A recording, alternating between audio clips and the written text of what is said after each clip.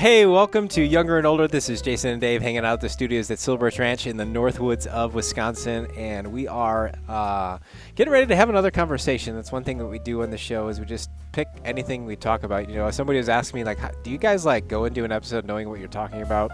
And I would say sometimes we have an idea, whether we read an article or see something or have something on our heart that we feel like we want to talk about. But I would say that most of the time it's very much an organic conversation of just whatever comes up. Because there are times, Dave, it's like, all right, we're going to talk about this. And then we get talking. And we don't get to it. And we never get to it. Yeah, I know. It's just one of those things. But it's fun. That's what conversation is. And that's really the heart of this program is Dave's 30... Some years older. Let's just say that. Yeah. Some years older than me. And so he grew up in a different generation than I did. And yet we can still have conversations, we could still dialogue and really seek truth. Right. And that's the thing that I think we want everybody to understand is that regardless even of what we say, Dave, truth exists and Yes. you can know the truth. Yeah. And I think that concept is something that's getting lost nowadays is that, you know, people don't necessarily believe that there is truth. Yes. And that's hard. Like, how do you get to the point of saying that there's no truth? You know, I think one of the silliest things that our culture actually does believe is that there is no truth and that truth is relative in any way, shape, or form. When you start saying truth being relative, Right. you just took the word truth and destroyed it. Mm-hmm. Truth means absolute. I mean, there's something that's true. For example, We're sitting at a table. we're sitting at a table. I could get you to do something here. I bet you it would be on that film too, and you could do it. Because we're also filming this I want you podcast. to. I want you to go over to the wall, and I want you to put your right shoulder, your right foot against the wall while you stand. Yeah, okay. So Right shoulder, Okay. right foot against the for those wall. of you listening, I got my right shoulder, and the right foot against the wall. right foot against the wall, yep. Okay, now I want you staying against the wall. I want you to lift your left foot. You can't.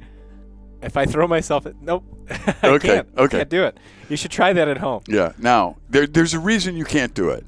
Nobody can do that. You can try it till you're blue in the face. You're not going to be able to do it unless you cheat. I mean, if your shoulder comes off the wall, your foot gets away from the wall a little bit, you'll be able to do it. Yeah. But it's generally a gravity thing.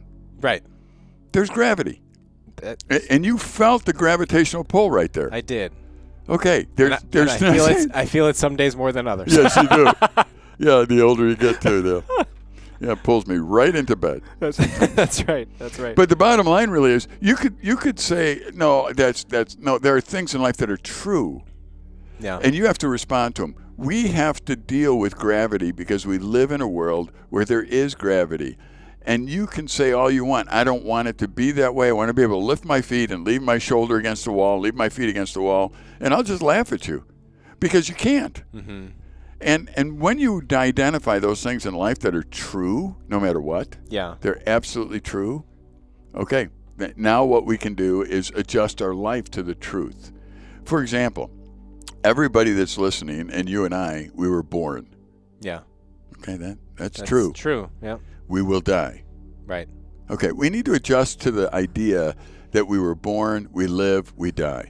Yeah. Those are all true things. Those aren't things that we're making up. We're not saying.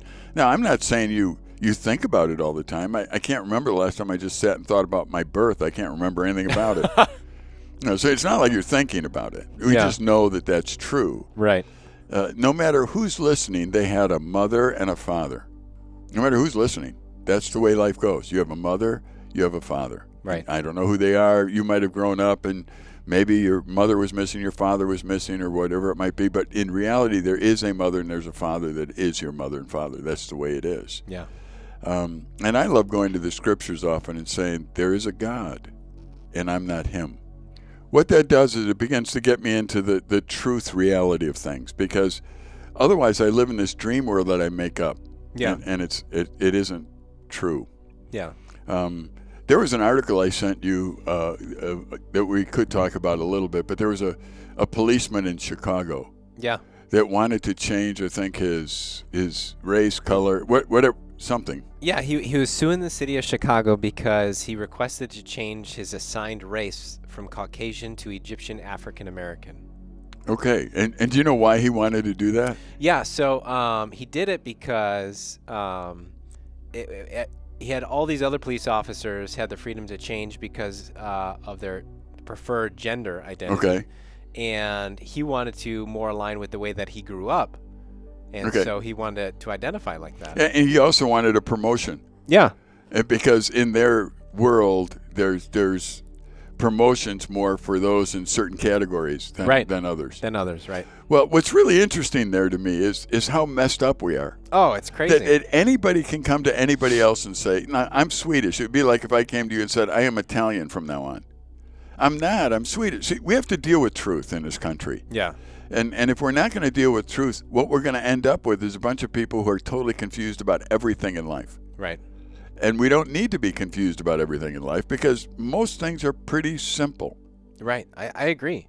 So you have three boys. I do. I think this is one of the things that you need to focus on as you raise these three sons is to be able to say, this is true. For example, your sweatshirt, what color is that, black? It's like a dark navy. Dark navy. Almost black. See, I can't even tell. It kind of looks like black, actually. It does in this light. So let's just say it.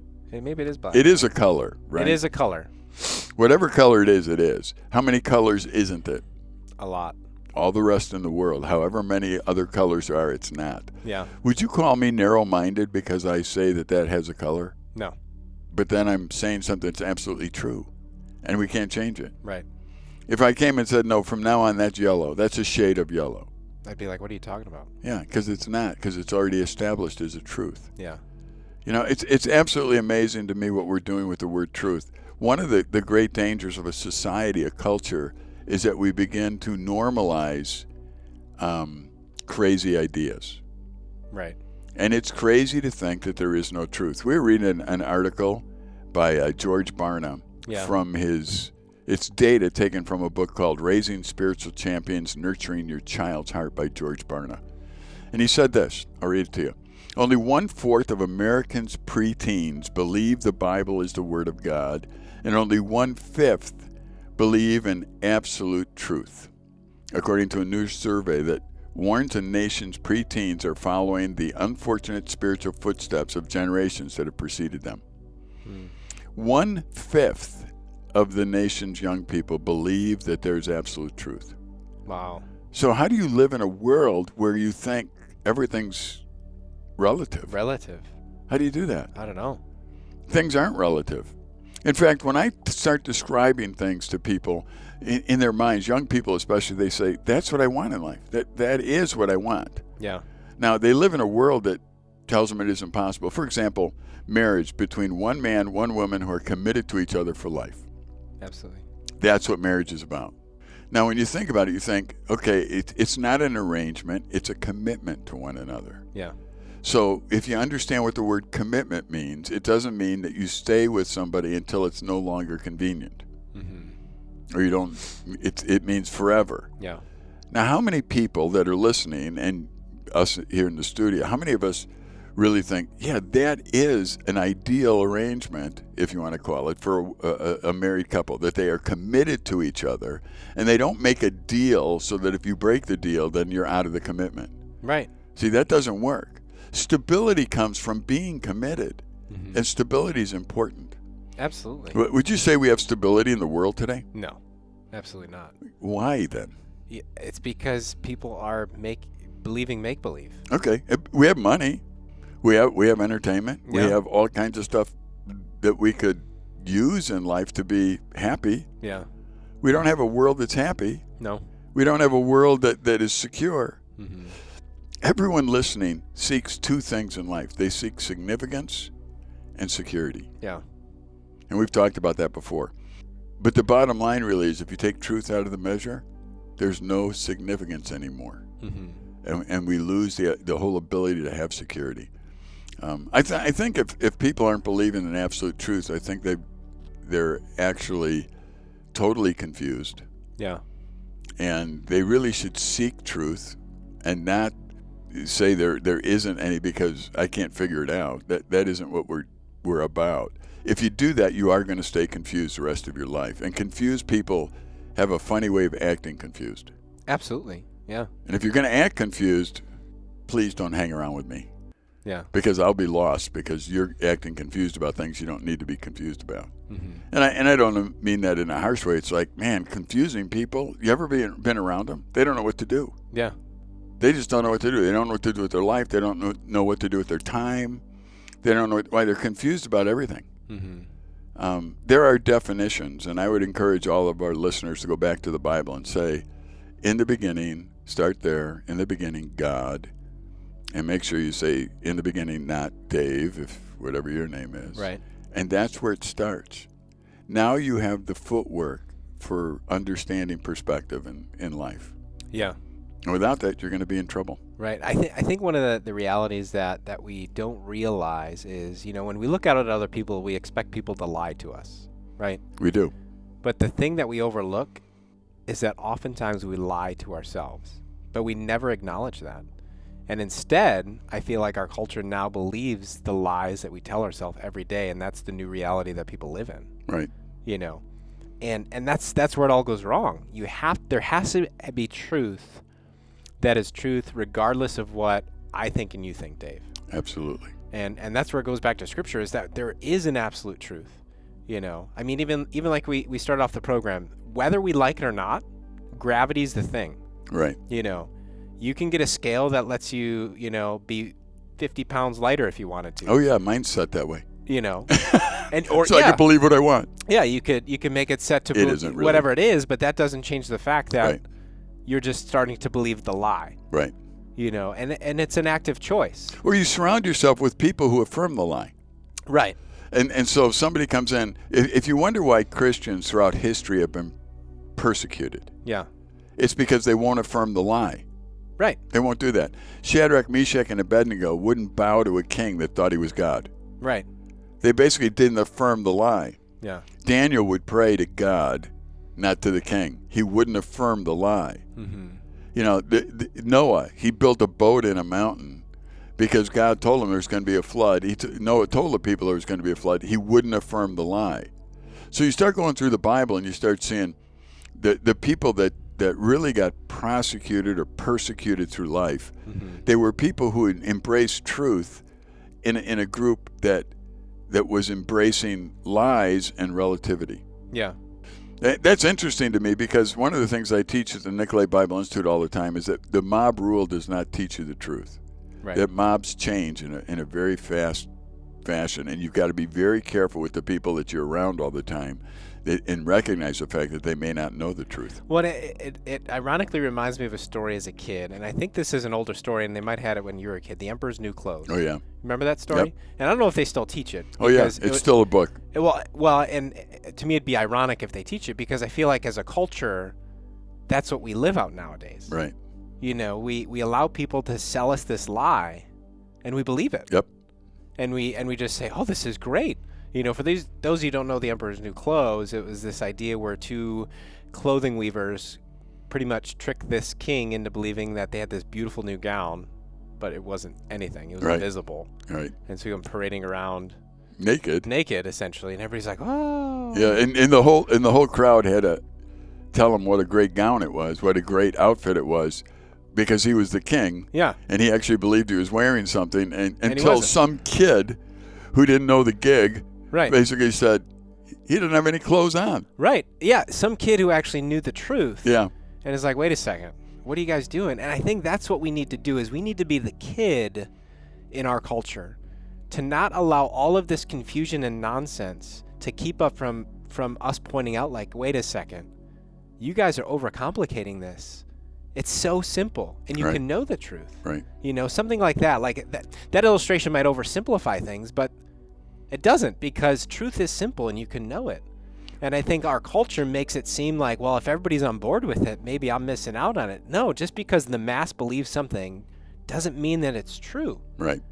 Truth is truth, right. And you can know the truth. Yep. Now, can you disagree with somebody and still get along with them? Yeah, absolutely. Yeah. I think. I mean, you're a Packer fan. I am, and you're. I'm not. No, you're not. No. I can't even call myself a Bears fan. No, I know. I'm waiting for that. I was waiting for that to come out of your mouth. I was waiting for it. I'm a Bears fan.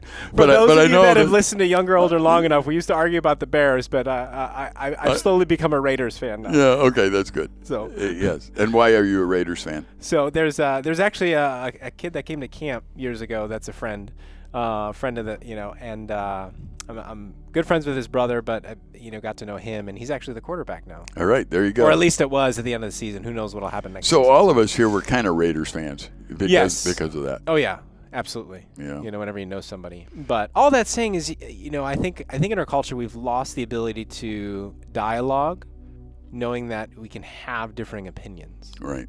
And unfortunately, everything around us just shows us. I mean, with social media, it's like, well, you can't dialogue anymore.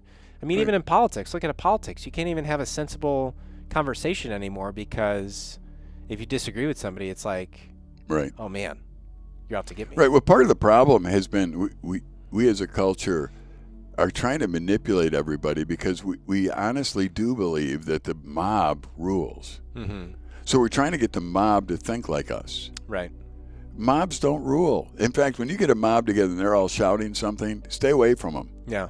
They cause us to be irrational. They cause us to be people who don't really know the truth because it makes it sound like I'm the only one that believes different. Yeah. When in fact, if you know the truth and everybody else believes differently than you, but you actually know the truth, you're still right. Yeah. And that's important for us to understand.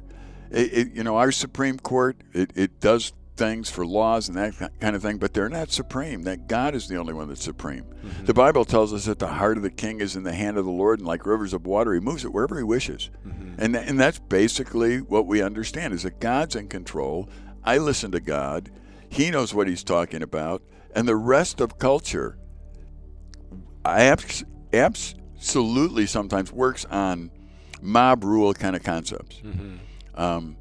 I remember once I was watching, it was when Governor Walker was in the leadership here in Wisconsin, and they did some things where he had to have another election or whatever it might be. I don't know all the shenanigans that was going on. Yeah. But the teachers or something the teachers union was backing the other person, and some schools took busloads of people down there to the Madison to protest or whatever it might be. And schools actually shut down over this, and it was kind of an interesting day. Yeah. But I remember watching a newscaster talk to one of the students one day. Yeah. And just asked the student, why are you here? And he said, because Walker's a bum. Mm-hmm. And the reporter kept saying, well, what has he done? Well, he's a bum. And everything that she said, the guy said he's a bum. Sure.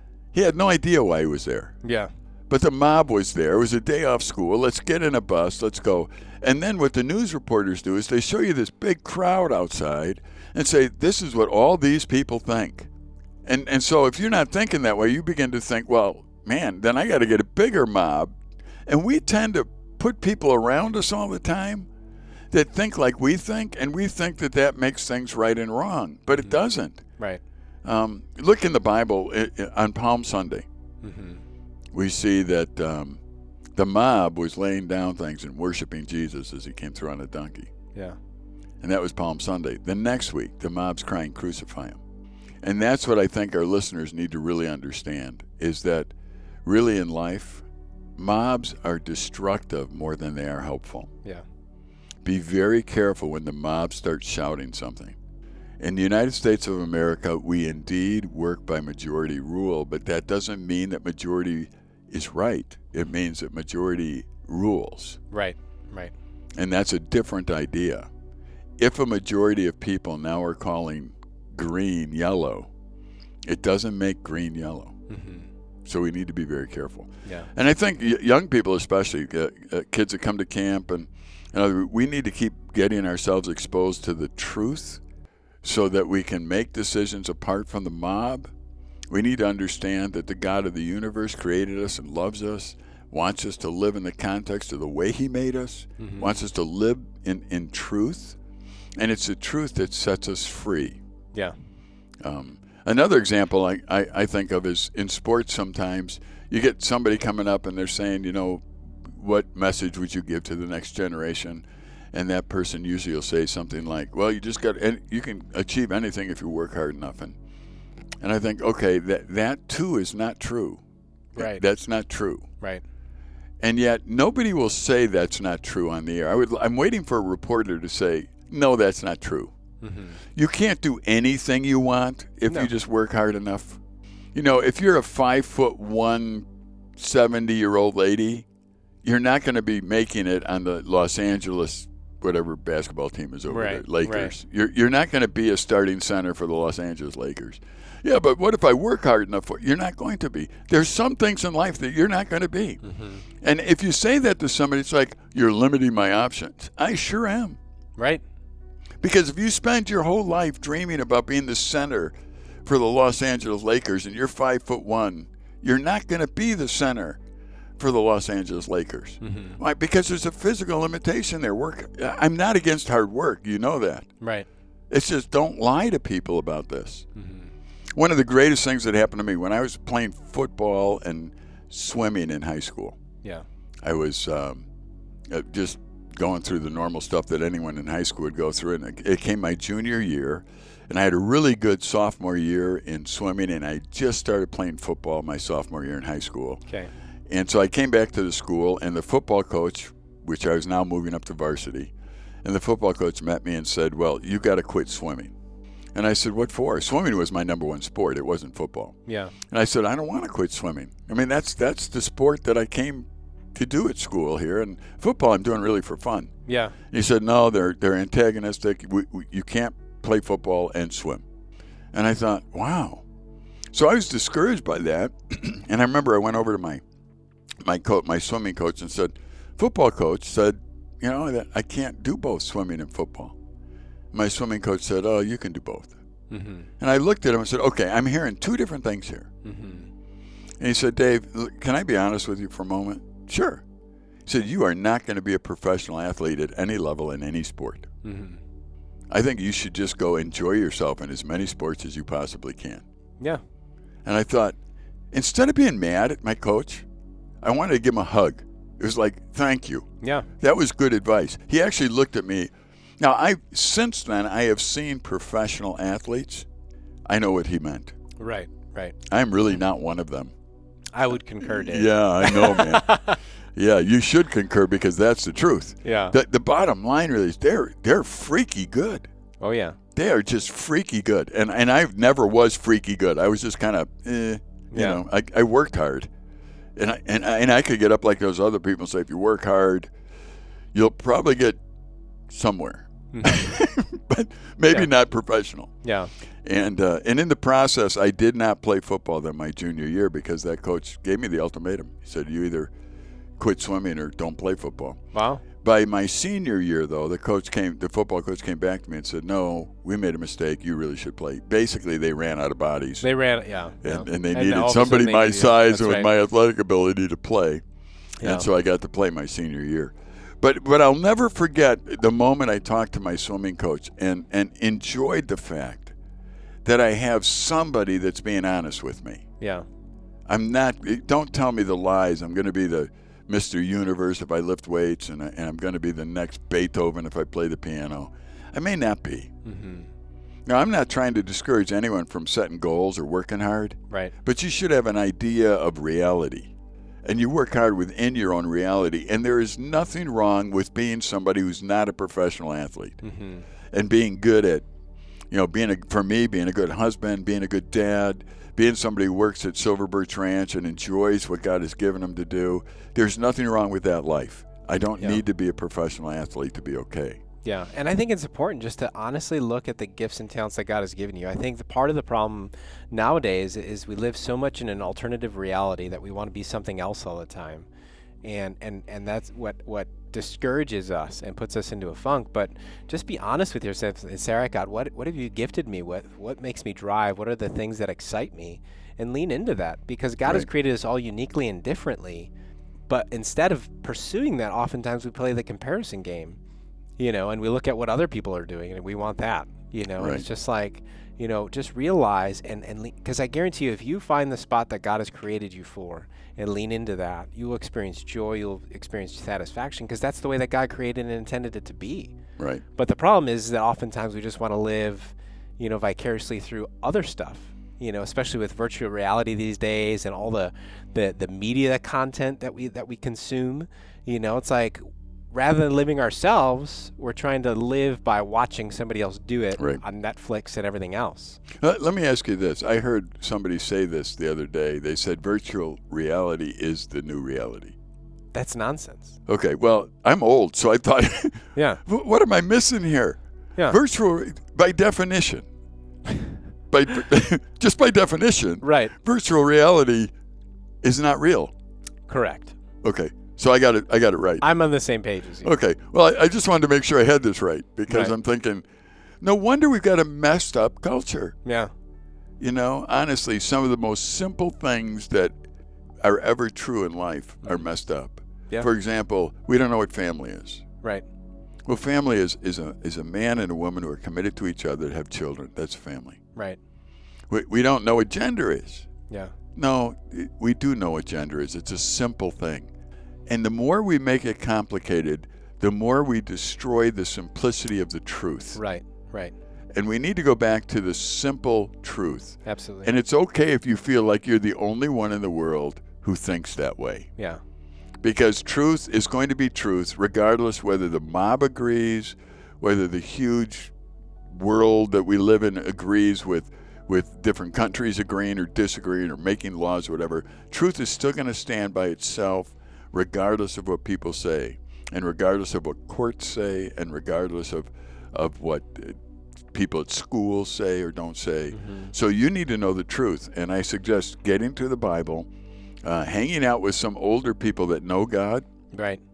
talking to them, letting them be your influencers, Yeah. rather than something online or something on social media or whatever else it might be. Because if you can get yourself wrapped up in the truth, the Bible makes it very clear, then you live freely. You live in a way that you are meant to live. God doesn't want us to be depressed and anxious and angry in life. He doesn't want us to live that way, and we need to understand that and live properly. Right. And I think that's so important. I like how you said, Dave, just look up to somebody older than you. I think there's so much wisdom in allowing somebody that's done a little bit more life than you to be able to speak that, because I think they've been able to learn the hard lessons the hard way. And if they've been walking with God, they could take everything that God has shared with them and impart that to you. And I think that's so important. So look for ways that you can allow other people to speak truth and remind you of the truth is in your life today, and look for those opportunities. Unfortunately, we're out of time on this episode of Younger and Older. I encourage you to listen back. But until next time, this is Jason Dave. Take care. See you next time. Bye-bye.